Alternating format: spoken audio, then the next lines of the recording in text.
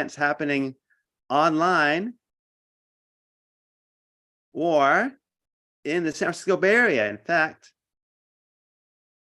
thanks, Robot. All right. You can follow all of this stuff going on at dispatchesforquarantine.com. It's happening online. And today we are talking about publishing and COVID.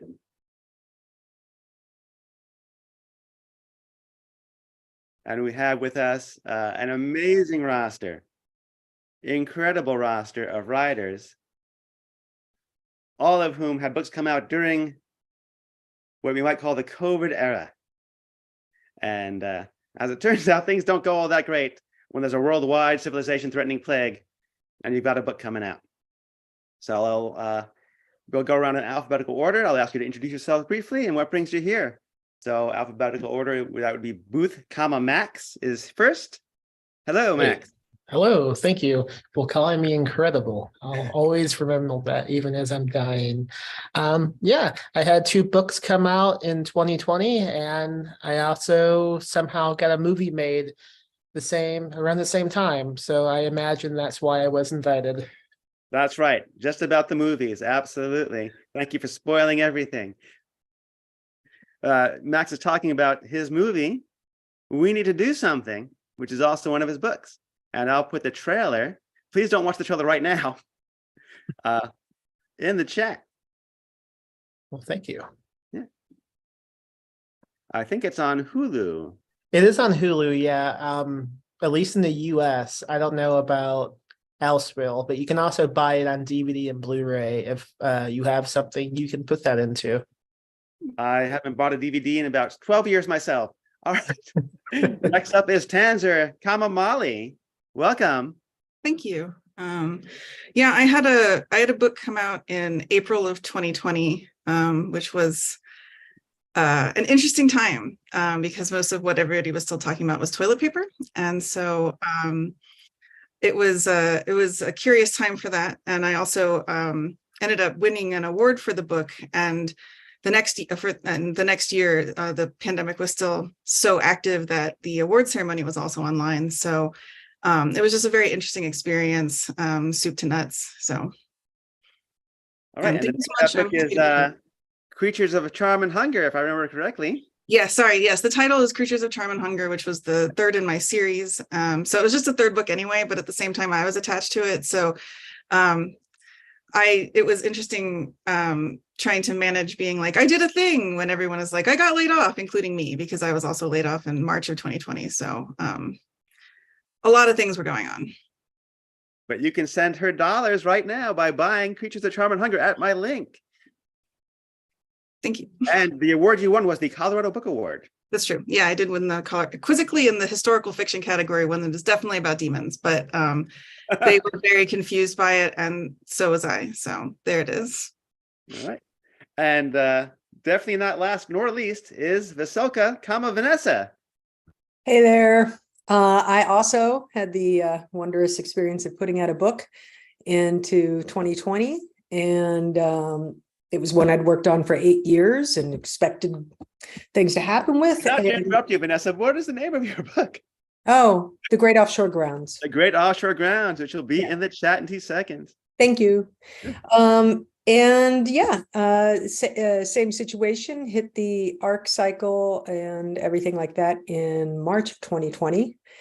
And with a long book that people were reading on their phones at that point because they killed all the paper ARCs, etc. So there was a lot of stages, and I had the same experience with awards. I got lucky because I was nominated for one and one another, but in both cases, most of the support you get around awards, none of it was happening and none of it was going anywhere. So it was as if it felt like it didn't happen. It was an interesting thing.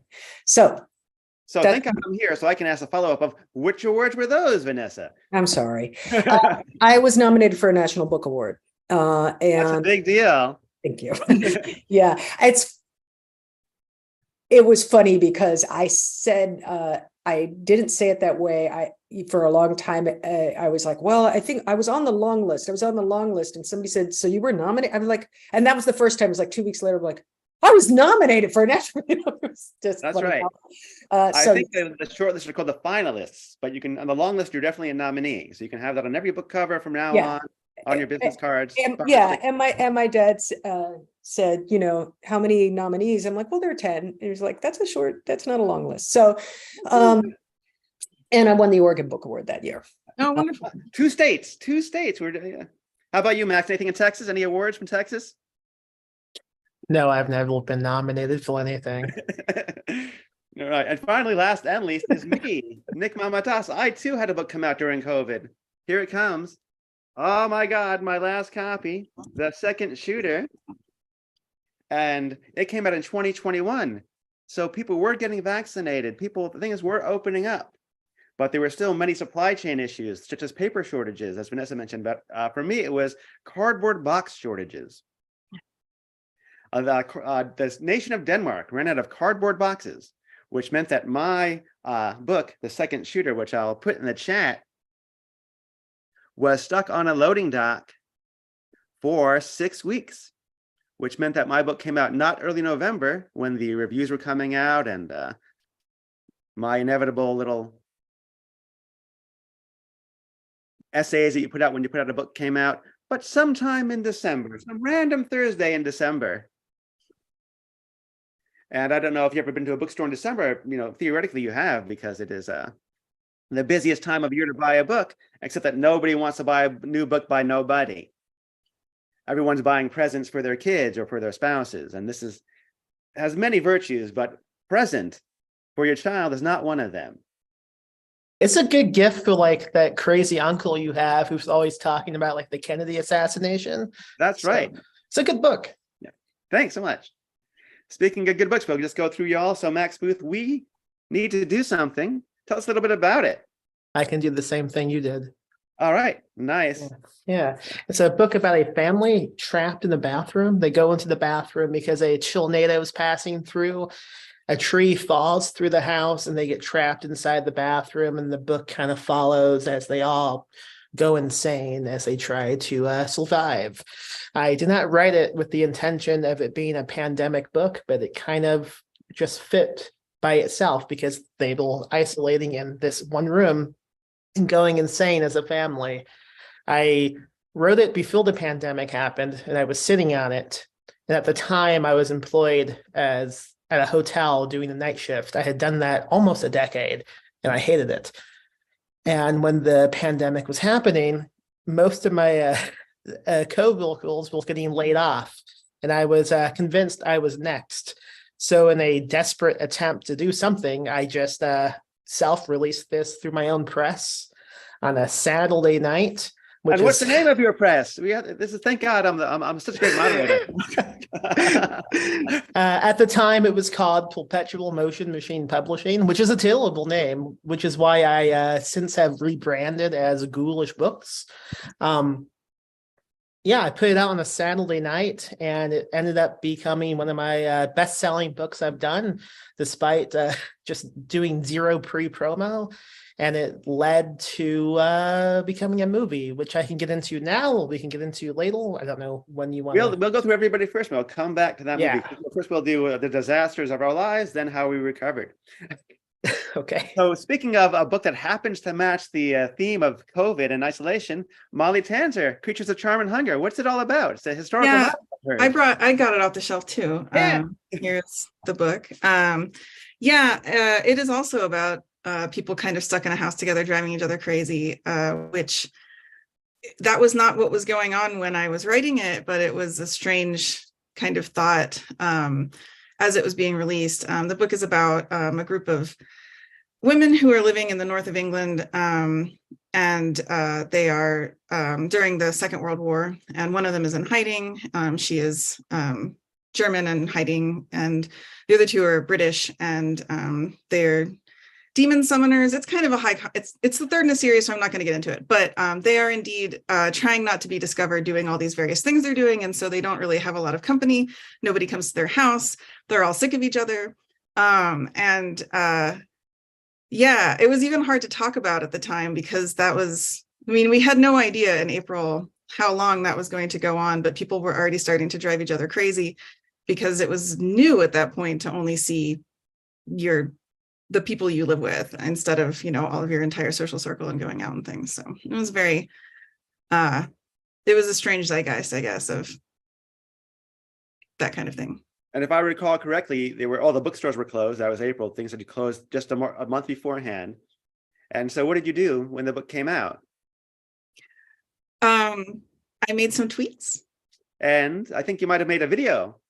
Oh, I guess I did do a little reading video in my backyard. That's right. I did do that instead of a reading in person. I did one in my backyard, and I did it on YouTube, and that sort of introduced me to doing things on YouTube. So that became a useful skill, and that was good. But yeah, there was no sort of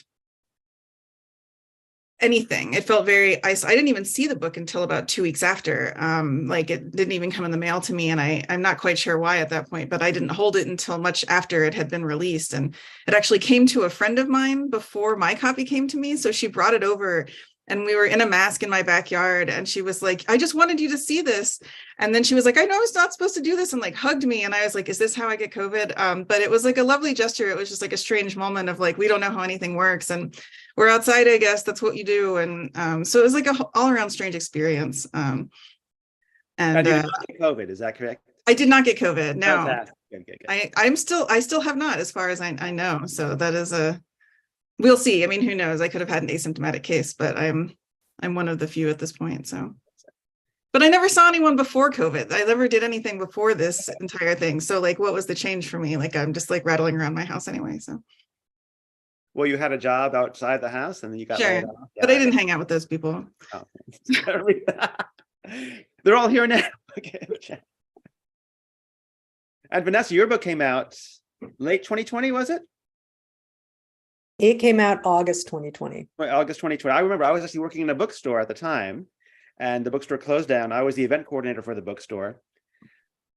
And the last time I was at the bookstore was for an event that we did not cancel. And it turned out to be a local author who was a police officer. He's a county sheriff. So he spent a lot of his time among the homeless community and that sort of thing. And he had many, many people who were kind of older, who were big fans of his newspaper column. And I had to get up there and say, please don't touch this man. Please stand 6 feet apart while you're signing the things. Please use different pens every time. I had a big container of hand sanitizer, and I turned around and he's giving away hugs to everybody, and people are kissing him on the cheek, and no one's using the hand sanitizer. There are pens everywhere. And the store closed for the day, and I went to the Safeway. I got all the flu medicine I could possibly grab, all the toilet paper, all the frozen food, and walked home for an hour and a half, and didn't see anything for months. But when I got back there, when the store reopened, one of the first books I put on the shelf was one of yours. Oh, And then I took it right off the shelf and bought it myself. thank you. Yeah. So that was one copy. But then what happened? So, I'm just going to run through a quick list. Yeah. Because it could go into depth on any of them. So it kind of, the whole thing was a COVID experience, it came out in, it's already mentioned, like it was where it hit on the ARCs, where it hit on review. So for those who don't know, ARC means advanced reader copy. Those are copies I'm put sorry. out before the. So the initial, let me do it this way. The initial plan for publishing had been that, this was going to be my breakout literary achievement of, I'm sort of making fun of that, but like that was the idea. And that we were going to do a whole bunch of paper ARCs, paper advanced copies, as well as, that we were actually going to release a lot. This was going to be a big deal. This is going to be a bestseller. Going to be a big deal. Well, they were going to try to cross over literary fiction. That always is kind of like, what's literary fiction? But so they were going to make a whole bunch of paper copies, right? Like a bunch. And they had a whole review plan. I was supposed to do a massive book tour, and I have all sorts of problems with how publishing houses do book tours because they do them so stupidly and so expensively to so little effect, but still. So there was all these things that were set up and blah, blah, blah, blah. And March 2020 hits. There are not going to be paper ARCs. Nobody knows what's happening, right? The bookstores are shut. My thing was, I remember just like people are reading on their phones, Mhm. and they're reading on their phones. 90% of the industry is in New York, in the middle of a pandemic where they're waiting for updates. And this is like a 460-page book that goes into like a million places. What is Like, it about long ships? There are people that got, there's someone on the long ships, there's someone Oh, on a ship. boat, on a Buddhist retreat, people driving across Yeah. the country. There's taxi drivers. There's two sisters, and they're Traveling around trying to figure it out. working class types. Yeah. Yeah, and it's they're trying yeah, it's I had grand aspirations to talk about, the only thing I ever talk about, which is, does the American project work? In my Well? own way. It's the jury's out. Like, but anyway, so to fast forward, no tour, no, all of that stuff. Media cycles are intense. When it comes out, bookstores are still closed. It's still way in front of vaccines. And then, the nomination came and it kind of saved my butt in terms of, not making me, making me have something that somebody will sign me to a book for. But I also shared that experience that you talked about with, last year I was at the, I wanted to go to the NBA because I wanted to see what it was like. I didn't realize it was like the fucking Met Gala for books. Like and I was like, I couldn't afford a ticket. Mhm. Even for the, you know what I mean? Like, I don't have $325, you know what I mean? It was really like, boy, I did miss the ball. And I've got nothing I can complain about to anybody because Well, you're here today. This is the complaining so this is panel. the complaining thing. So, it was kind of like that. And then when it came around to the Oregon Book Award, they always do like tours to libraries and opportunities to travel around the state. And none of that was there, partly because of the conversations that are naturally needing to happen. They did not focus on their fiction writers at all. Their webpage was full of their judges and who their judges were. And so it was a literally 4-minute announcement on the radio with nothing else attached. Oh. There wasn't, it was literally like 4 minutes on the radio. They're going to say who won. And that was it. There wasn't a Zoom. There wasn't anything. It was like, huh. And there wasn't anything attended. So it was like really strange. And, so there were a lot of different ways that unfolded, and we can talk about like bookstores were afraid to send things. And then they were, there's no end cap space. You only have the front page of the website, which is limited. And like all of these other things are part of it. But I also felt that kind of, it's true that we come out into all sorts of environments when we publish, and we never know what the moment is going to be. So some of that's just true. And then some of it's like, those aren't chances you get back too. And it's hard to know where to put that sometimes. So I hustled a lot. Yeah. Well, sometimes you got to put it in a different state. So that was Oregon, but in Colorado, I think things might have been a little different. How was your award experience there, Molly Tanzer? Did you have a Zoom? Yes, we had a Zoom. It was interesting. They told me to block out 4 hours for this event. And I was like, I don't want to go, but I did because I was nominated and stuff. And it indeed took like 1 hour and 45 minutes because of course they didn't think about that when you have an event, people are like walking to the front to get their thing. And then they are like, oh, the microphone and like squeals and all these terrible things that people have to deal with at these in-person events. So instead it was just like us on the Zoom. And so it was really like kicking along. And so I was actually kind of glad that I didn't have to drive 1 hour to Denver in traffic, park, do the thing, and then come back. So that was great, except for the fact that, I didn't expect to win. And I hadn't even written a speech, which was kind of amateur of me, but at the same time, I winged it pretty well. But like, I don't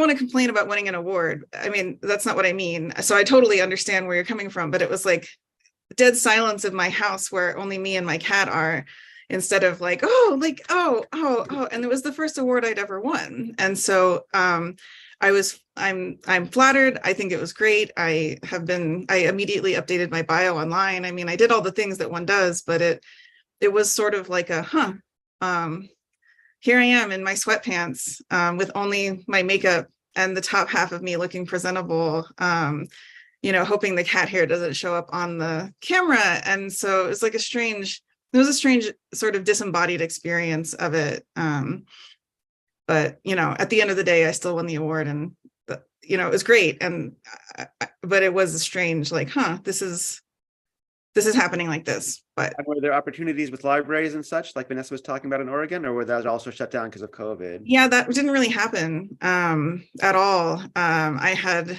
one thing kind of set up and then it fell through because I was actually traveling to see my mom for like the second time in 2 years. And so I could not really do that. But like, yeah, I have my plaque. I won. So like, great. But at the same time, like There's prize money too, wasn't there? surprisingly, yes, which I did not know, but a check came later and I was like, oh, that's cool. And a plaque, which I also didn't know I was getting. And so that was like a whole strange experience of like, oh, this happened. That's right. And so it was great, but also like maybe one day it might be nice to trip in front of people. I mean, I guess I didn't do that. So that was, silver linings and all that. A chance to iron one shirt. That's all we ever ask. Yeah, I know, right? Like get it gussied up for once. And Both speaking of, halves. never ironing your shirt, Max Booth. So what did you? So you made a movie, huh? Was that even legal to do? I don't know, man. It was in Detroit. What's legal? Well, how many people was the movie all in a bathroom? Yeah, so How big was the cast? What's going on? the cast was pretty small. We had 5 total, and this was the crew as well. The crew and the cast. We all did this photo after the movie was done. So that So was you're wearing everybody. masks, so you were intelligent. Thank God. I'm glad to see that. We all had a mask on. Actually, for the biggest part of the shoot, we also had we had mask and also a face shield on at all times. So Fantastic. everybody stayed at a hotel in Detroit, a Hampton Inn, and the set was in the same parking lot in this like office building. In the garage of the office, they had made the bathroom set, so no one was allowed to leave like the property for a month. The cast and crew, we all stayed in this hotel. We would wake up, walk across the parking lot to the set, and that was all we were allowed to do, which was a good thing. We were tested 3 times a week because it was shot in October of 2020, so the vaccine wasn't around yet. I found I got to enjoy the sensation of a Q-tip up my nose, something I didn't know I liked until then. But yeah, I mean, the cast was limited, and we will told really strictly, do not go around the cast, because if any of them show up positive, the movie's screwed, because we did not have the budget to just pause production. I think maybe one person on the crew tested positive, and that was week 1 of shooting. After that, we didn't have anyone testing positive. It was pretty good. Everyone obeyed the policies, and we were able to make a movie, a really And how long was the shoot? claustrophobic movie. It was an 18-day shoot. So everyone's trapped in their homes or trapped and working behind masks, and you're trapped in the hotel. You can't leave, do anything, and you're filming a film about Being people who are trapped. trapped in even smaller areas. So it's like a Russian doll of 3 layers: the world, you, and then them. To expand on that Russian doll, I had just quit this hotel job I hated desperately to go move into a hotel. So, what happened to the guy who got COVID? Your crew members, you all right? Yeah, he was fine. He was he didn't have much to do with the movie once it began production. He was I was more- asking about his health because I don't want to go. I don't want to see this movie later today and see dedicated to the memory of Sparky McGee. He's fine. He's fine. Okay, good. He's Like, fine. You know Yeah. that website that says, did the dog die? I'm asking, did the crew member die? He's good. Okay, fantastic. Someone else died, but unrelated to COVID. It was just a badly just no, I'm kidding. 10 deaths. And then was the film in theaters? Did it ever come out in a theater, or is It that did, before- yeah. we actually went out to Tribeca. It premiered in 2021. And then they flew me out to the UK for the UK premiere as well. So it did some theater circuits. It was pretty nice. I had a great time. I wrote the screenplay as well, and I helped with some of the editing. So I've felt really bad stories of book adaptations going badly, and I can't say that happened with me. Oh, fantastic. And I Max, noticed, can I ask a question too? Yeah. How would you have done the movie if it wasn't COVID? I mean, setting aside the obvious parts, how much did it artistically change? Not sort of financially, but like, did something come out of it in Yeah. the process that you had to use that you didn't expect? The only restriction that we encountered had to do, there was like 2 or 3 flashbacks in the movie, and one of them takes place at a school, and we had a really difficult time getting a school to let us film inside. So it changed one scene, but beyond that, the book and the screenplay are pretty much the same. So it was already written to be shot during a pandemic, even though I didn't know a pandemic was going to happen. I just kind of love limited settings. So I was just writing a book that had one of those, and then that happened. uncanny. So next time, are you going to write a book about a Zoom host who gets fantastically wealthy? Just think Yes. about it. Just an idea I had for you. Okay, great idea. So during COVID, what else were people doing? Molly, your book came out to no bookstores, and then the long stretch of COVID. Yeah. How did this impact your production as a writer? I had a hard time with it. I got into a routine, but the routine was not, I don't know. I'm not an introvert, or I don't really identify either with extrovert or introvert stuff. Like, I'm right in the middle. Like, I need some interaction with people, but if I get too much of it, I get a cranky face and I have to never see anyone for like 3 weeks at a time. And so I was really under socialized. And I had, it was a very isolating experience. My mom lives in Florida. I'm in Colorado. I did not see her for over a year. And, you know, there were friends and people I typically see who I did not see. And I struggled a lot with the focus of writing. I mean, it sort of sounds ideal when you think about like workshops and stuff where you go in person and it's like, oh, finally, like 6 weeks away from the world, finally I can work on my writing because I have all these distractions going on. But I did not find that. I was addicted to Twitter. I could not stop reading the news. I found everything in the world to distract myself, from my garden to, you know, my Peloton Zoom workouts and all these things. And when I would sit down to write, I just sort of had this static in my brain, and it was a really crushing experience. And it wasn't until much later that I sort of got back on track with it. And I did manage to produce some things. I wrote a novelette and I did other things, but in terms of like long form writing, like it really affected me. If I recall correctly, you've produced 4 novelettes. Well, one of them I wrote before COVID. So 3 novelettes, including Came one out that I might have a link for right here. I'm going to put in the chat right now. What? That you can listen to after this. Oh yeah, sure. I guess, I don't know. I never remember what I write. I was like, what is the plot of this book that I put out during COVID? I don't know. I wrote it in 2019. I have no idea what it's about. But I don't know. I guess I have been working on a novel for a while.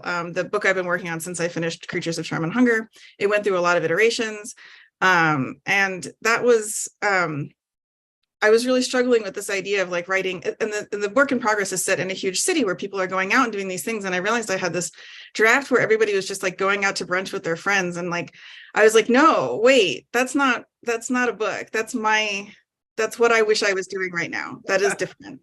And so I kind of had to recalibrate for what I was writing for in terms of what I was missing and what I wanted to do. And I you know, I'm on a much better track now, and I think things have really turned around for me. But like, I really struggled. I did not have a very productive time where I was just like, oh, thank goodness I don't have to go to Target. I can just sit here and type.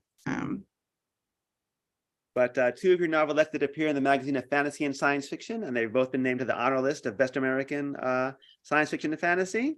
Yeah, thank you. Yeah, no, I mean, I think that the work I managed to get done was good, but before COVID, I felt like I was much more productive and much more easily productive. And now it was different. I did get back into reading a lot. That was something that I do feel like was a silver lining for me, was I was able to focus on other things and learn. And I actually set up a little Zoom group where we all read Francine Prose's Reading Like a Writer, and we read John Gardner's I'm Becoming a Novelist. And so I connected with other writers that way, in a way that I might have at cons.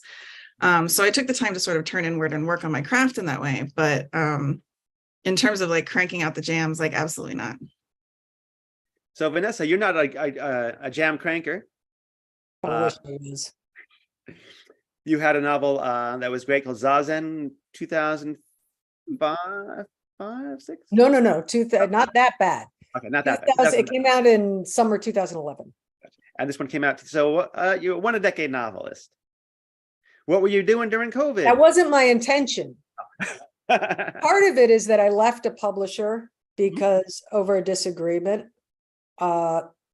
which was not resolvable, and I didn't want to change the book. And so I walked out of a major publishing house without agent, without anything else, and then had to spend some extra time trying to find a home for it. So it did slow it down some, but there was about 7-8 years of honest work on it. What kind of work were you doing? You mean during COVID? Yeah. Yeah. So during COVID, I was working constantly and there was no writing. Had I been trying to write, I would have had the experience that Molly was just describing, I'm sure, because I had it afterwards. So I was working with caregivers in nursing homes as a union organizer and then director of organizing, and then also took over the department that was responsible for all the long-term care nursing home contracts and workers. And so my life was crazy during that time. And then also.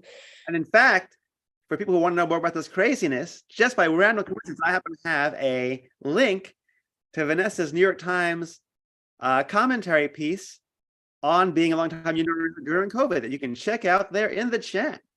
So one of the things I didn't say in that piece, because like I didn't want to bring, I didn't want to get into conversations with people about it, is that I was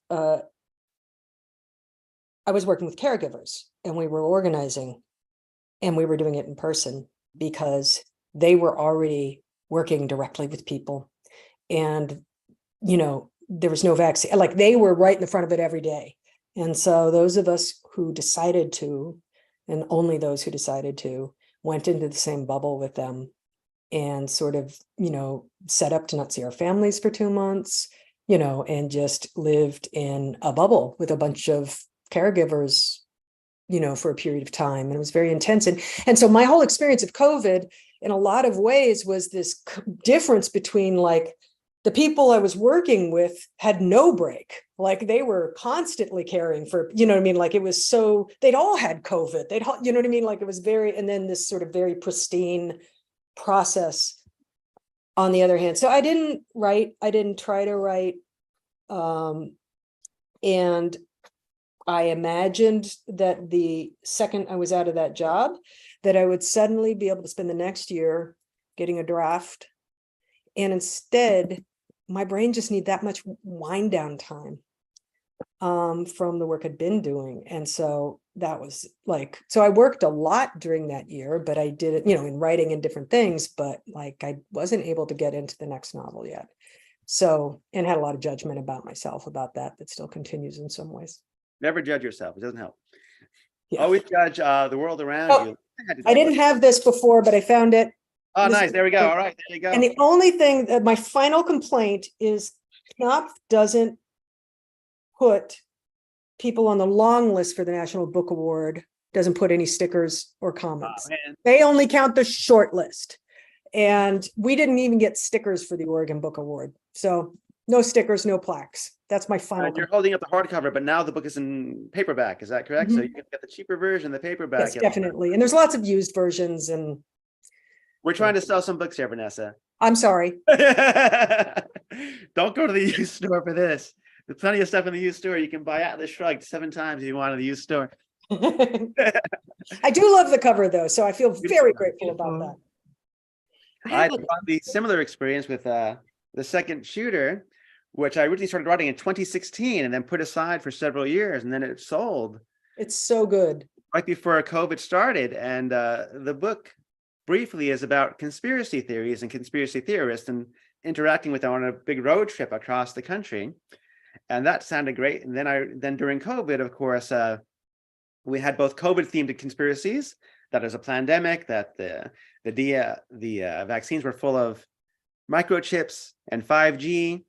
And then we had the political conspiracies around the presidential election while I'm trying to finish the book, which I, had to finish a third act. And so it had started off as a kind of science fiction, but started reading much like a kind of almost tedious realism, like documentary realism. So I had to go even crazier. I had to revisit the ending completely when writing this book and think to myself, how could I make this science fiction and fantasy again?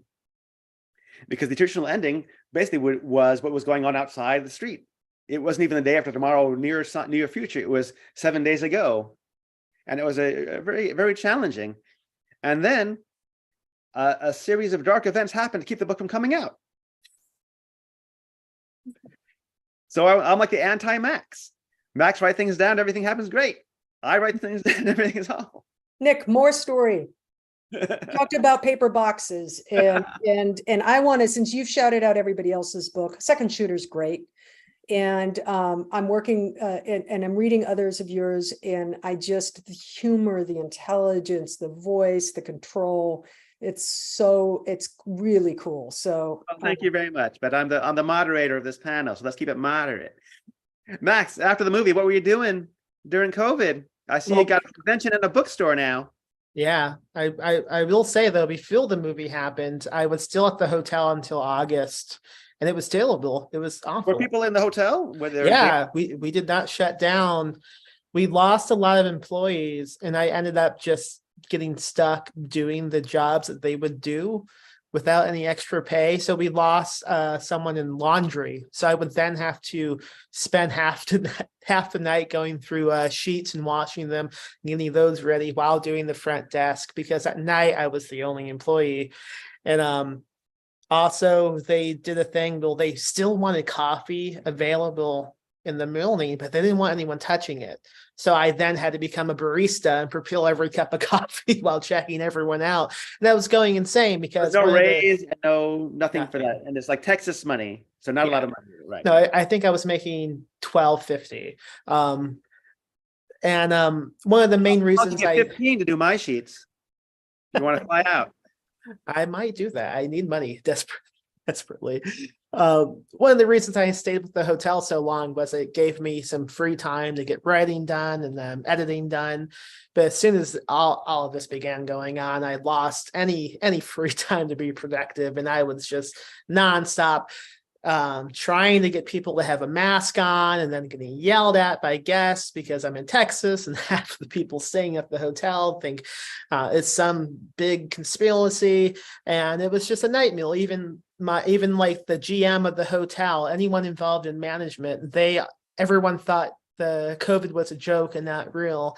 So it felt like this battle that I could not win, because everyone was like, why are you overreacting about this? It's fine. So I eventually quit because I was going insane. And I had optioned the movie, which was nice, but it wasn't a big chunk of change.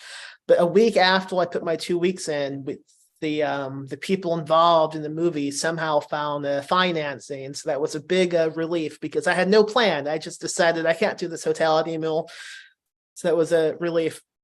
And after the movie happened, I spent a lot of time just treating my small micro press like an actual business and trying to get it into shape, because I no longer had a hotel to distract me, and I focused more on screenwriting, and I haven't had any success with that beyond the one movie. Beyond the one movie, he says. Yeah, beyond the one movie. Just that. But we also launched a book fest in Texas called the Ghoulish Book Fest. that began in 2022. And as of a month ago, we also run a bookshop now in Texas, which I am in right now. Oh, cool. wow. Very nice. And Yeah. where is this bookstore? San Antonio, Texas? Yeah, it's in Northeast San Antonio in a small town called Selma. Yeah, it's focused on spooky books only. So who comes in? Weirdos or kids or what? Yeah, just the strangest people you can imagine. I love them. So anybody, the participants there, you find yourself in San Antonio, check it out, Ghoulish Bookstore. Speaking of participants, if you have a question, I'm sure you have millions of questions. All you got to do is type them in the chat and I will read them out loud. And this could be for all of us or for any of us. Meanwhile, let's see, we've not talked to Molly in a bit. So how's it been going since COVID has not gone away, but has kind of faded from the consciousness of the world at the very least?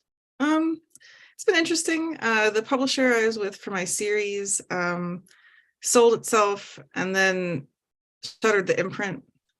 So I'm not sure where I'll be next, which is freeing because I had an okay time with them, but I don't know if I would have necessarily wanted to honor the option that they kind of maybe had nebulously on whatever I did next. So I'm free as a bird. I've been picking up a lot of freelance work and I've been working more steadily on things, and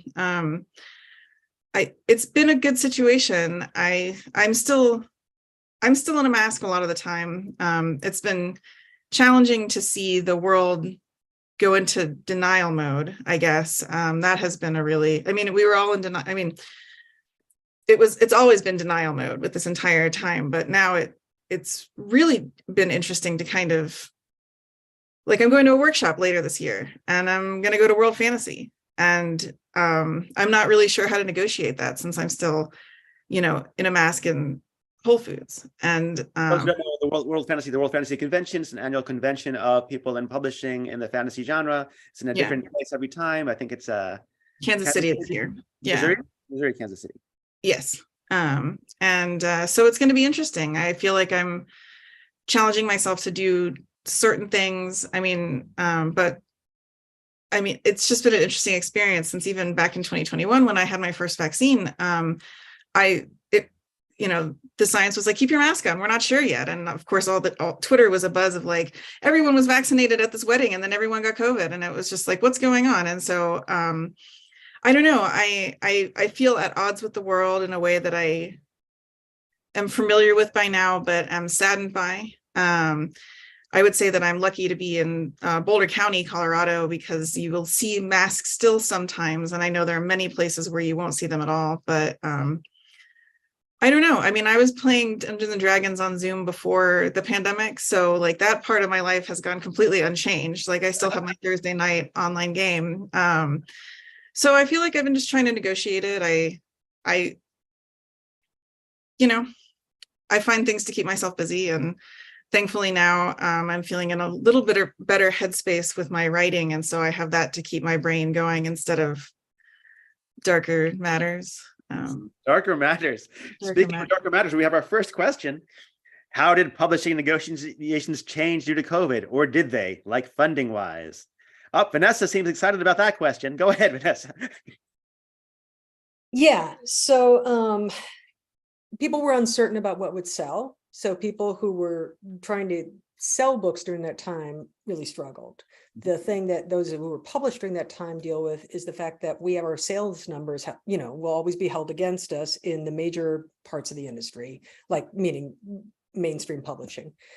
And even though, everybody knows it was COVID, this is money. And they only, they can give that pass to a handful of people, very small handful. So numbers for Reality, the Times did something, I can't remember the exact thing, but it was basically like literary fiction, 95% of it sold under 5,000, or fiction in general, under 5,000. And there's some complexity to those numbers, but like that was the numbers. So you can imagine that a lot of people My numbers are held against me. I just was in a book negotiation.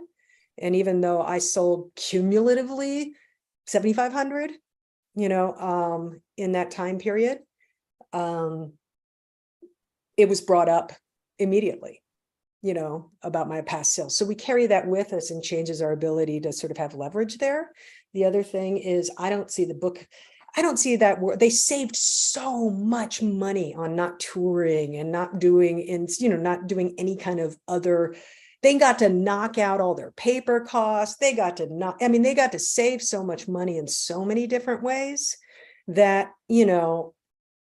some of those aren't going to come back, and they're certainly not going to say, well, you know what, we're going to take less in returns to, because we're not going to have whatever. So, and then the other thing I think is that it moved people towards a local, when people started doing book tours on Zoom, the problem you run into is anybody can come all over the country. That's great, except for it narrows the number you can actually do, because there's nothing special about Atlanta on Zoom and special about San Francisco on Zoom. And so it sort of basically makes it harder to build relationships with stores and do things like that. And So with individuals, I mean, the individual hand selling, yeah, if you were in a store and you were selling your book at a store at an event, what you need to do is grab a copy of that book and hand it to somebody. Say, hey, check this out. Once it's in someone's hands, they're very shy about putting it back. But here, I can paste this link to say, I don't know, Offshore Grounds again. And will we get from 7,500 to 7,518 with our 18 participants? I don't know. Let's see. When I paste it back in, who's going to buy the link?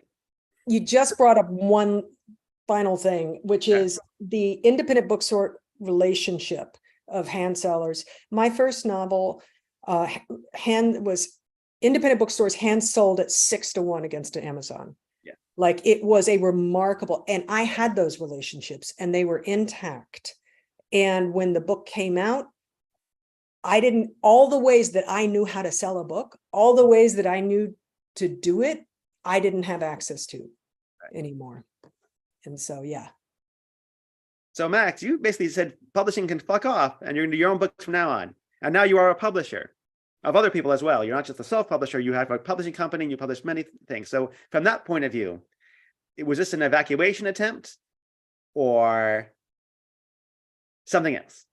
I don't know. I mean, we had been trying to be a press since 2012, and sometimes we did okay, and sometimes we did not.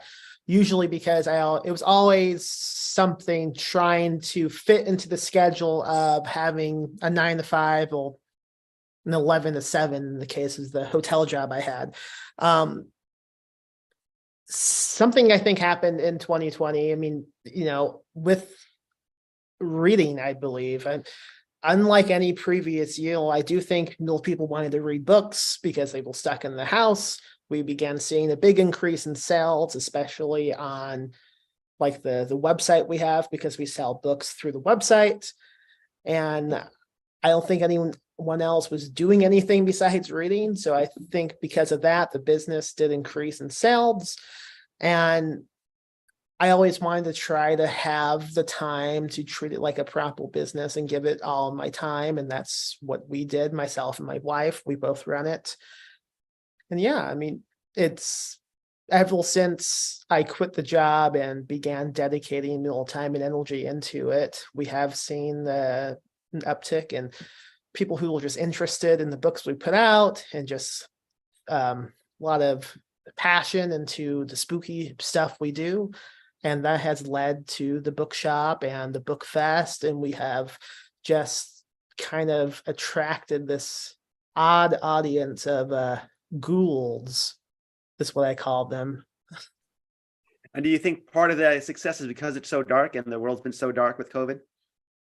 I don't know. It's possible. I Say yes. don't know. You're right. Yes. You're right. Like, Absolutely. I'll say that one thing I've not experienced, because I've not sold a book since COVID, but what I've heard a lot about are that advances are being split differently. So an advance is an advance upon royalties, if you don't know, and that means you get money in advance that you would get if a book sells on a per unit basis. and you get this in 3 payments, say one when you sell the book, one when you deliver the manuscript, and one when the book comes out. And during COVID, they said, publishers said, how about 4 payments? Making the advance, not reading in advance, because the 4th payment would come afterward. And now that COVID is at least culturally in abeyance and economically in abeyance, because every bookstore is open, people are going to see Taylor Swift at stadiums, people are flying all over the world. They still want 4 payments, which can be very challenging if you're trying to, have a budget to. And I think that's a major thing that people who get high advances, I wouldn't know, but I got friends who have high advances or are struggling with. Let's see what other questions there were. Can I go up on my chat, or how do I just make this bigger and bigger? Let's see. Oh, I can go up on my chat. See, I never Zoom very much, honestly. It's a lot of great questions. You guys are great. Let's see. Okay. Second question, same as the first question, but good try. How do you stay strong as a writer when you face self-doubt? I'd love to hear the answers for this. Go for it. Go ahead. God. That was my question. I want to hear. Thank you for answering. Do you want to give that a roll, Molly? I mean, my first thought is, so a coworker of mine at the coffee shop, before I was laid off, once this is not my story, I was told the story, but a customer had come in and was a little grouchy about what they had received, and they left in a huff, and he just turned to my friend, the owner, and said, "We don't need these peasants to like our coffee." And sometimes I think about that when I'm writing. I think to myself, I don't need these peasants to like my writing. And of course I want them to, like, I want everyone to like it. I'm a writer, like I crave both isolation and ultimate regard. But I try to tell myself that, like I should trust my aesthetics, I guess. I know who I've been doing this for over a decade. I've written all kinds of different things. I've been nominated for an awards. I've won one. And I know what I'm doing. And even if it doesn't feel like that all the time, I try to remember that individual interactions don't matter. As long as you keep doing it, you're succeeding. And so that's what I tell myself. I can do this without anyone else. It is something done in isolation, and I just have to stick with it. I hope that was an okay answer. I don't know. That's a great answer. And the peasants do like your coffee. Sometimes, Just yeah. yesterday with your novelette was on the honor roll of Yeah, that was really nice to see. I really enjoyed that novelette, and I it was one that I did not feel as confident about going into, but it was nice to see that indeed, like it got some recognition, and that's really nice. And that was probably the most me thing I've written. I don't know what that means, but I mean, it's about like space barbarians and surrealism and aesthetics and all these things. And so, like, naturally. And so, I have to just trust myself, because if I'm not going to trust myself, then I'm really lost, I guess. Like, and here's a great question. I'll answer this one. On the flip side of what in the writing publishing world has changed since the pandemic that you are happy with? Hope will continue. And I'll say COVID as the ultimate reason for mistakes and problems. In the old days, working in publishing is always very frustrating. Somebody missed their deadline, something didn't go right. People are like, well, who's to blame? What's going on? I'm just going to fire someone. I'm going to scream and yell at somebody. And all you got to do is say, well, COVID. Where's the paper? COVID. Why? How come he didn't COVID? And they can't say anything. And of course, COVID is a bad thing. I don't want people to get COVID. I don't want people in the warehouse to get COVID. I don't want people at the bookstore to get COVID. I don't want freelancers I work with to get COVID. I don't want to get COVID. But I really do like the idea that when you say the magic word COVID, that even the most angry, upset person just sort of backs off. And even if there's no obvious COVID, you can always say, well, long COVID is a problem. And it has taught people what really matters. And what really matters is people's health and people's well-being and people's ability to be social with one another, and not what seems like a huge issue, a missed deadline, a typo in a book. And it really created a new kind of perspective that everyone has. And just now in 2023, I'm seeing people sort of fight back against COVID. They'll say, well, I had COVID. And then I will say to them, so you must know what it's like. And then they have to shut up. So you have 2 steps now, but it's still working, that people are realizing that the whole world faces something terrible. And to just ease the fuck up sometimes is okay. Give yourself a break. And I think that people are giving themselves a break to a certain extent of publishing, at least among writers, freelancers, people in bookstores, not the CEOs and the bigwigs, but everyone in this panel, for example, is giving themselves a break. And I do hope- think before COVID, I mean, the idea of like calling off and not doing something because you feel sick was seen as like this weakling move. Like, especially like in movies, right? You would see like, oh, they would like almost become like this great motivated person, because even though they will dying of diarrhea or something, they still came in and they got it done. But it's such stupid fucking thinking. And I'm glad that it's changing, like you said. And you got a couple more questions here. Has the pandemic and its atmosphere had any lasting changes in how you approach your writing? Vanessa. Um, You can say no. no, I had something very earlier. I mean, it has, but I'm not sure it's interesting or helpful. It doesn't have to be helpful, just interesting. Molly. Pass. I don't know. Yes, I now I write. I only write with a mask on now, even though I'm alone. I have to have a mask on, or I can't do it. Really? and a face shield, or just the mask? Both, but the okay. face shield is facing behind me. Oh, okay. Got it. You know, every time I've seen a Zoom meeting, not this one, but every other time I've been to a Zoom meeting with some writers, there's always somebody wearing a baseball cap inside the house. That's just as insane as wearing a face mask behind you. There's no sun coming down. You can I'll take be the honest. hat off on Zoom. You're on television. Just take the hat off. I know how much you hate that, Nick, and I definitely thought about putting one on before doing this, because I know you've talked about it quite a bit, and it amuses me how much you If I hate could that. reach out. Can I, the one thing I'd like to add about the doubt in writing, through doubt, because I really struggle with this. I mean, I really do. And then I don't in another way. And I really rely on my experience as a musician, because in music, there's much more of like the idea that you would play a song for someone like who asked to hear a song of yours, and they would immediately turn around and go like, I don't think that bridge works. And like, I'm not so into the experience of you. Like, fuck you. You know what I mean? Like, there is a real sense with musicians, like, go lightly, dude, have something to say in a different way, And so that kind of like, back off is in music in a much different way. So I had to bring it together. So what I did is I have a clip, a long version and a short version. The long version is 5 minutes, the short version is 30 seconds of Rocky Horror Show, where they bring out Rocky and Janet says she doesn't like muscles. And, he's like, what do you think of him? And she's saying she doesn't really like muscles. And he's like, I didn't make him for you. And so I play that over and over for myself. And when I teach, if I'm teaching online in a group setting, I usually start with it. And then, so I have the short and the long version, because I have to just have that quick image of autonomy, of my aesthetics, of my idea, of my focus, of my ability to say no. And I would have published Offshore Grounds. That the other thing is, I know how to publish independently. I know how to put out my own book. And I was going to do that with Offshore Grounds, but it was entangled in contract stuff.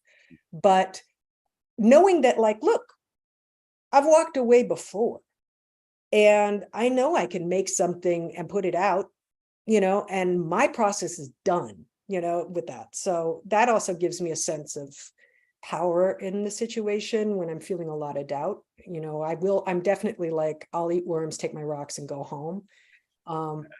And that comforts me. That gives me freedom. It's a good segue to the next question, because Rocky Horror, of course, about making something beautiful yet terrible out of nothing for obscure reasons. And the question is, what do you guys think of AI writing? Molly's ready. Do it. I mean, my Twitter bio right now does say AI generated media disliker. Like that is like literally right there in my Twitter bio. And I think, I guess, man, I do think that there are ethical uses of AI. I absolutely do think that there are like potential uses of it that aren't destructive. Like for example, like the D&D group I was talking about, like my DM will often use his mid journey, I don't know what it's called, account to put into prompts and come up with like weird, what's it, like a post-apocalyptic setting. And so he uses it to come up with images of the monsters that he has invented that he's reskinning from just the regular monster manual. And we don't publish that. He's not writing a supplement. Like it's for, you know, a couple of nerds on a Thursday night. And like, we're like, oh, that's weird. That's cool. We can see where that came from. And fine, you know, like that's, I don't have a problem with that. Even if I, in general, am highly against this kind of thing. I don't think that's necessarily unethical. I mean, I think the sourcing of it is unethical, but that's not an unethical use of something that exists. But I mean, I guess my feeling about the writing side of it is one, I feel so bad for teachers right now. Like the amount of horror that I see from all of my professor and teacher friends online when they're just like, they don't care. They like the students are just using it all the time. And they know we're going to know and they don't care anyway. I feel horrible for them. But I guess I do take comfort in a tweet I saw early on, which is somebody was like, don't worry, writers, no computer will ever be horny enough to make truly great art. And I think about that in terms of like, will it replace me? Like, no, like no computer will ever be as horny as I am. And so therefore I am safe because that's what people are going to want to read. At least some people, my readers will inevitably. So. And Max, how horny are you? I mean, Sorry, Max. a lot.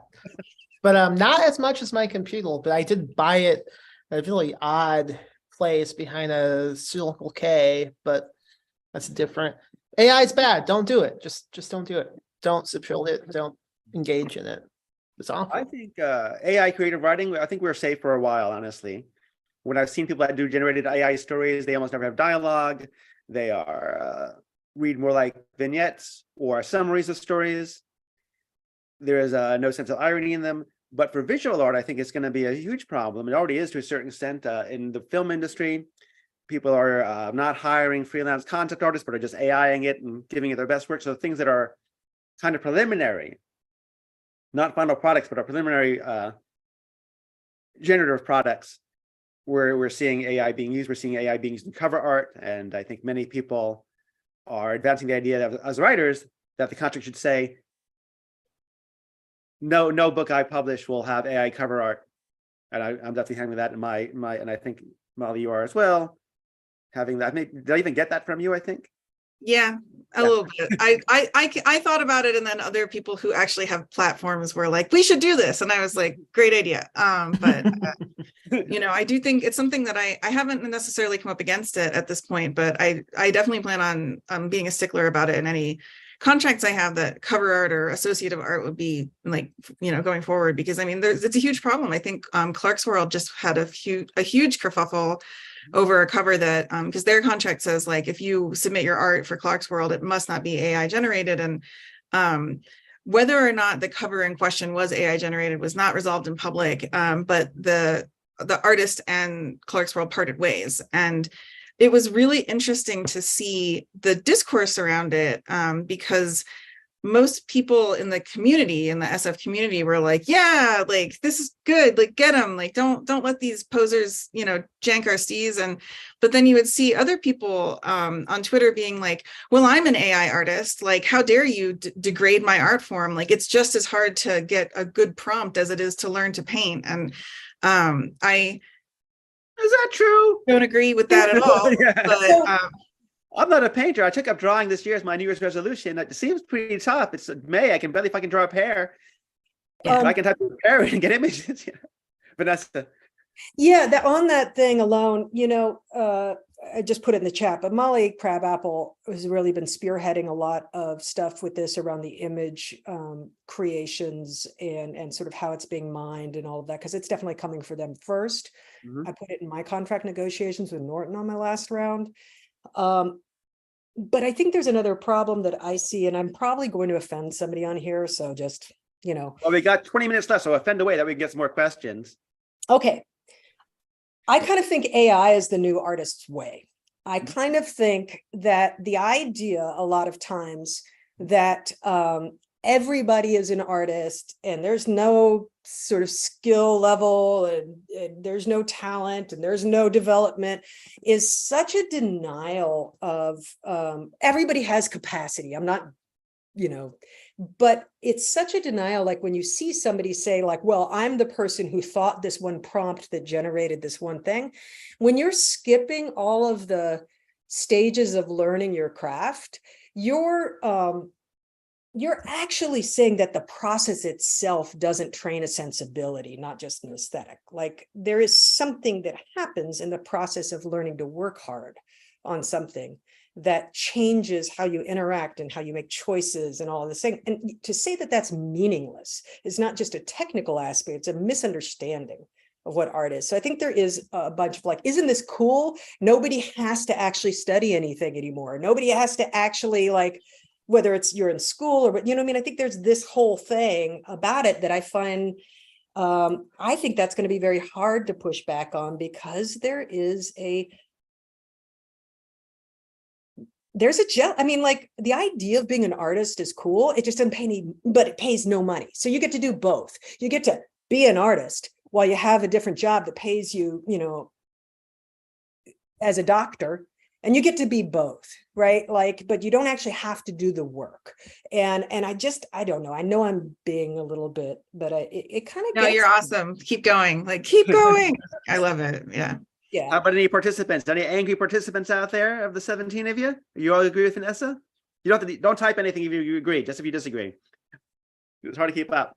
But I agree. And one thing that's come out with this visual art, I used to use it when it first came out a couple of times as an experiment. I stopped using it. I didn't want to feed it anymore. But what I used to do to sort of defeat the AI was ask for abstractions. Give me something with a sense of dynamism that reflects ennui. Couldn't do it. I get like gray or red blurs, but if you say, oh, I want Taylor Swift and a Ninja Turtle hanging out, dancing, you can get that, but that's not artistic creation. That's just finding a couple of fun things like Family Guy and smushing them together and calling that a joke. So I wonder if the visual arts will be saved by further abstraction, the way that when photography came out, art shifted, and then the 20th century abstraction came out to deal with the discontents of grand narratives and that kind of thing. Another issue with publishing that seems to be happening is audiobooks. Audio AI is causing some problems and some disruption. Again, on the lowest of levels, right now anyway, people reading for people with disabilities, people who generate audiobooks for business books that are badly written in the first place. And it can't quite do artistic audiobooks yet, and it can't deal with a lot of when you hear AI readings, there are a lot of mispronunciations. A couple months ago, maybe last year, an early version of this had Biggie Smalls rapping some Lovecraftian stuff over beats, and I woke up one morning with 5 people saying, "Is this true? Did this happen? Was Biggie a Lovecraftian fan?" I'm like, no, and I know, not only do I know historically, I know by listening. Because the AI couldn't tell between lives and lives. And Biggie knew the difference between lives and lives, and I know the difference between lives and lives. But people were so fascinated by this idea, by this gimmick. Oh, what if Biggie was into Lovecraft? Wouldn't that be cool? They weren't even listening close to the lyrics to say, what no longer lives is not the lyric, it's what no longer lives. And they couldn't spot that. And it's still pretty easy to spot things because AIs, they always say this in economics. The least flexible Soviet bureaucrat is infinitely more flexible than the most flexible computer program. And I think we're going to still see that, but we're going to need some kind of more discernment, more of a sensibility as consumers of art to spot the differences and to spot the infelicities that AI will have to create because they have no human experiences. Yeah. That's interesting. I used to be a ESL support instructor in a music composition course, and the teacher used to say, it was at Academy of Art University in San Francisco, and he used to tell people, remember when you're generating music electronically to count for the rests, because human beings can't play a wind instrument without a break for more than 8 measures or something, and people had to calculate, or else it sounds like a computer wrote it. That even happened to a certain extent when CDs came out. CDs and digital recording of audio sounded so pristine and so clear that it was a little uncanny, and producers would go back and add some noise, add a little bit of feedback, a little bit of tweaking to make it sound more rich and organic. I'm not a musician or know anything about music, but I hang out with a lot of them, or did, and they'd always complain about this to me. Yeah, I definitely, I love whenever like some band that I want to, in this genre of music, I like puts like the hiss in the background, I'm always like, oh, thank you. Like I do want the experience of being on the bus, listening to my Walkman again. Like, thank you for seeing me. I miss that sort of ambient experience of it, because it does sound too crystal clear for me as well. So. I also. Oh, you're a musician, so tell us what it's like. What's going on? Well, with music, there have been things that people add back in, but there's still a quality to a room sound that can't be faked yet. I know, because I know plenty of people who try to fake it, and you could get around it in a lot of ways. But, that's the quality of tape saturation was a medium that wasn't known before that, right? But then it became something, it had a feel, and now you can't replicate it. There's been stuff like synthesizers and things over the years that have had some of the similar discussion of AI. This is different. But one of the things I think is hopeful is this is being driven by capitalism, not hopeful, right, in its general thing. However, if you're talking about like irony and depth and complexity in all these ways, like, we're not winning the capitalism war on that anyway right now. So we're the last thing that they're going to bother putting money into duplicating quite as well, because there's no incentive. So perhaps it's like an evolutionary thing where our own lack of being edible will protect us from being eaten by the immediate future. Someone writes, I think about how the Surgeon General talked about how there's a loneliness pandemic, and tech does not give fuzzy belongingness like person-to-person artistic experiences. I think we will be okay. I agree with all of that, but the last sentence. Any more questions we have one for Vanessa. Do you think you will ever, we'll generalize this. Do you think we will ever write about your time as a union organizer during COVID in your fiction, or have you already? And I'll ask that to everyone. Are you going to write about COVID? There's been a question about this. Do we write about COVID now? Do we have the era of people wearing masks and complaints in our fiction in the future? So Vanessa, you can go first, and we'll go through the rest of you for your future plans. I'm not writing specifically about organizing during COVID. I am writing a short book about organizing. It's a nonfiction book? It's a nonfiction book. It'll be out on Norton.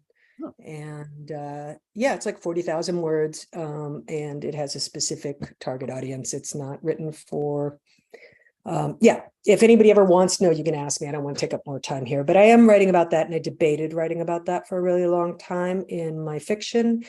Everything goes into my fiction, and the storylines don't go in. The details go in, but not the storylines. That gets, yeah. Do you have a COVID book or COVID story, Molly? Or you think possibly?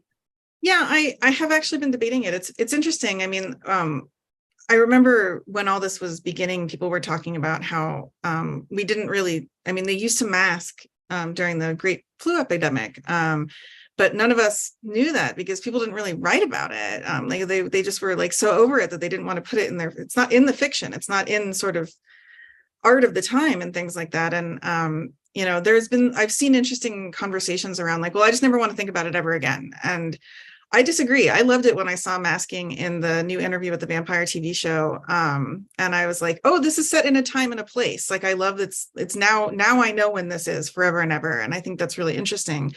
In my own work, I have been debating whether or not I'm going to put masking in a scene. It's a fantasy novel in the fantasy world, but at the same time, I was thinking about like, well, like it is set during the fall. Like I could indeed have people masked at this event in order, because of the understanding of this kind of thing. And I have been going back and forth on it because I'm not sure if I want to write about it because I'm sick to the teeth of it. But at the same time, it could be interesting. I don't know. That's my answer. So maybe we should. Maybe. Yeah, maybe. And Max, how about you? And also as a publisher, are you getting a lot of COVID style books coming in there? A lot of viral apocalypses and such? No, because I'm not open for submissions. That never stops you from sending anything in. It stops me from reading it though. I have one book I'm doing now. It's mentioned a few times, but it's not the central focus. I'm not against the idea of doing a COVID book at all. I don't have many ideas of ways to make a book just about COVID, but I do think it's a good idea to mention it once in a while and to bring masking in, because it's a really real thing and it feels more realistic to embrace that. But it's also made me rethink about some of the movies and books I've read and watched, specifically like zombie movies, and the fact that, say, like in The Walking Dead, it's incredible to me that no one has like a mask on during any of these episodes, or any type of apocalyptic book where there's a disease that you could get and then, oh, now you're dead or infected with something else. It's pretty incredible that no one has any type of protection on their bodies whatsoever. And I think COVID has like made me really like aware of that when I'm watching something. Like it's non-existent. Similarly, I thought I just read Station 11, which I had passed me by, but I read her a more recent book, The Sea of Tranquility, and I liked it so much. I was like, I guess I should finally read Station 11. And it was so prescient in so many ways. Like there's even a scene at the beginning where the guy is buying up toilet paper, and I was like, oh my God, how did she predict? Science fiction really is predictive and all these things. But like I had all these feelings reading about it where I was like, man, the R not on this baby. And I was like, I hate that I know what that means now. And I also hate that I'm wondering why there wasn't like a mutation that people are still dealing with, because it's like pretty much over by the main part of the novel. Like people aren't really concerned with it anymore. And I was like, well, but they're hunting deer. What if there was like how did it not get into the local deer population, which is one of the things that, we think that that's a possibility in terms of the realities of COVID. And so it has changed my experience in that way as well, where I'm just sort of thinking about these things more when I read a text. And that's not a dig on Station 11, which was fantastic. The hype was real. It was good as everyone said, like, absolutely. But I had cursed knowledge that changed my feelings about the events of the book. And Absolutely. I don't know if I'll write about COVID per se, but I have noticed when I've been tinkering with things, and even in a little bit in The Second Shooter, the idea of somebody dropping a test tube by mistake has been coming up a lot. And I don't know if I believe in conspiracy theory or the theory, I should say, not conspiracy theory, that it was a lab leak versus the wet market. But certainly the idea of one person doing one thing, and this gigantic domino effect happening and covering the world afterward, is something that's definitely become a little bit of a thematic preoccupation. And of course, that can go for any sorts of things, and when I was a kid during the Cold War, this could be it.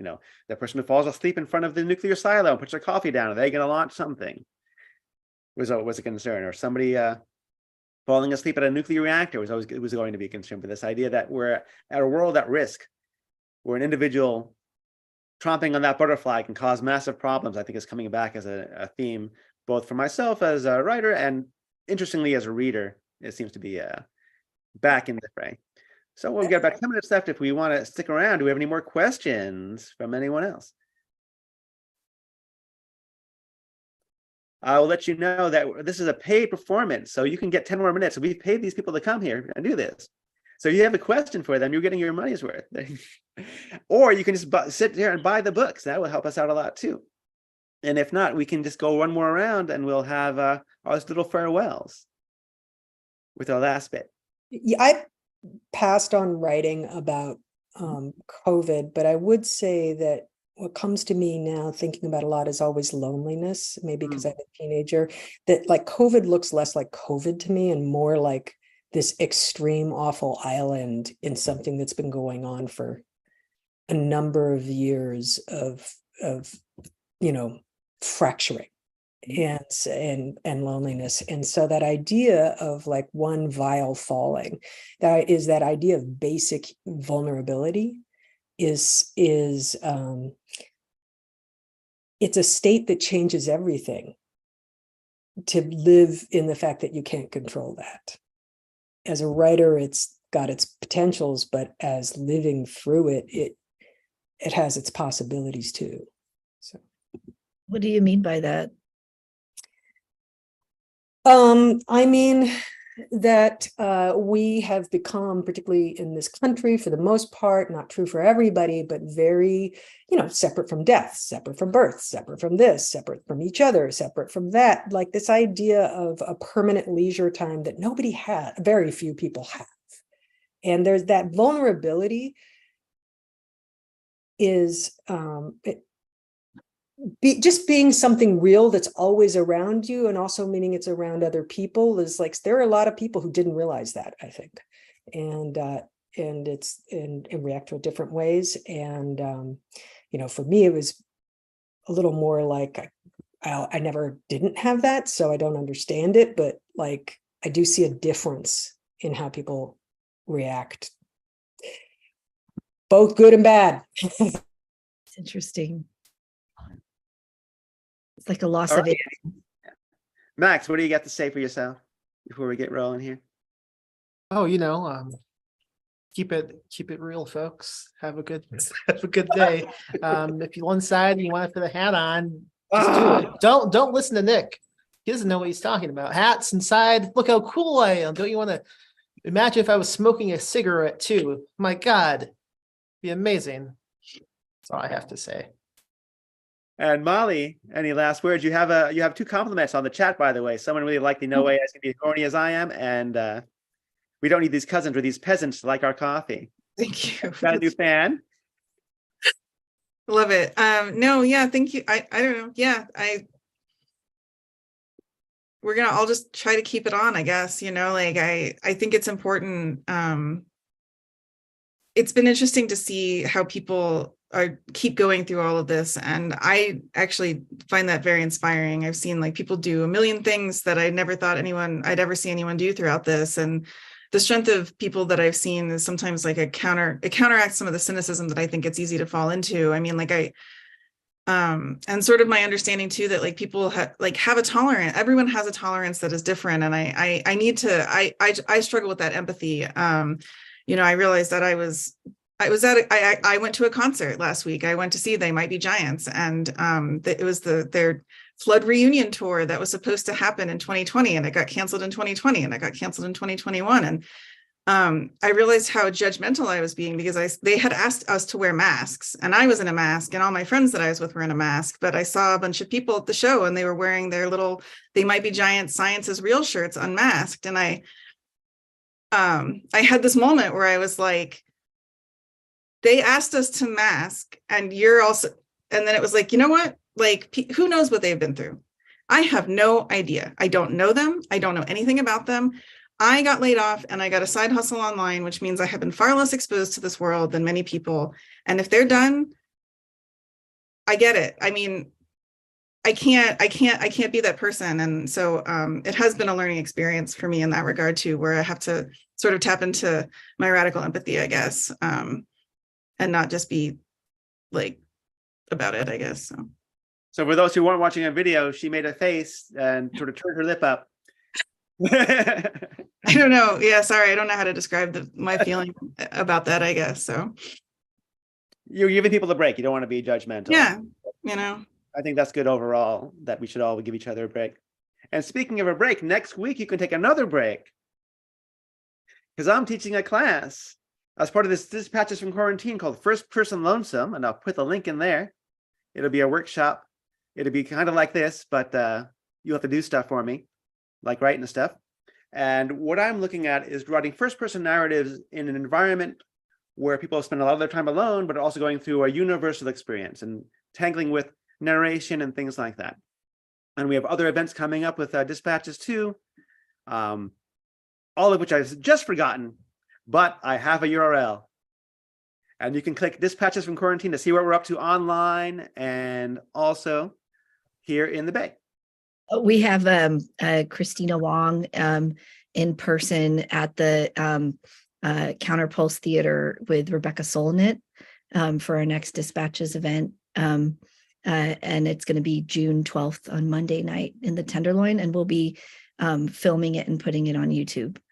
And if you come, please wear a mask, or you don't have to, but you should wear a mask. Yeah. And I'd just like to thank everyone for coming today. I'd like to thank our wonderful panelists for coming today. And I'd like to thank everybody in that unknown, hideous future who might be seeing this on YouTube years from now. If you're here, we love you and see you all soon. Take care. Thank Bye, you. everyone. I thank you so much for coming. Yeah, thank you very much for having us. Thanks, everybody. Thank you.